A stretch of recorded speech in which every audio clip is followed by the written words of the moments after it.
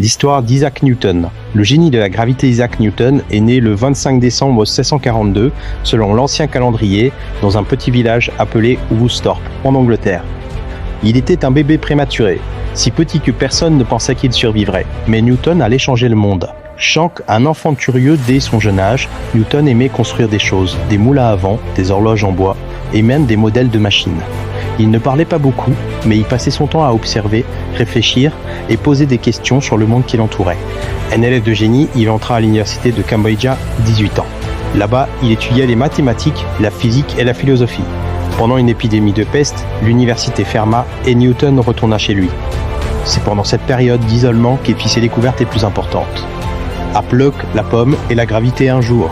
Dans son jardin, il vit une pomme tombée d'un arbre. Cette simple observation le mena à une question: pourquoi la pomme tombe-t-elle toujours vers le sol? Cette question l'amena à formuler la loi de la gravitation universelle. Tous les objets s'attirent entre eux par une force appelée la gravité.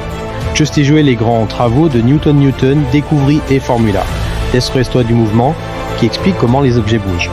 L'essoi de la gravité qui gouverne les planètes et les objets sur Terra inventa aussi le calcul, un outil mathématique utilisé encore aujourd'hui, et développa un télescope révolutionnaire bien plus puissant que les anciens.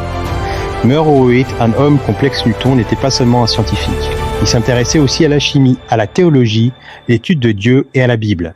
Il était solitaire, perfectionniste et très secret sur ses recherches.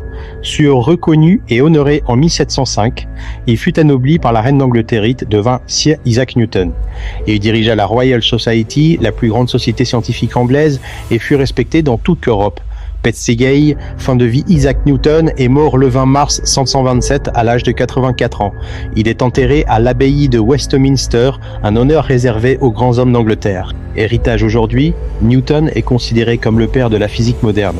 Son travail a jeté les bases de notre compréhension de l'univers, et son nom restera à jamais dans l'histoire de la science.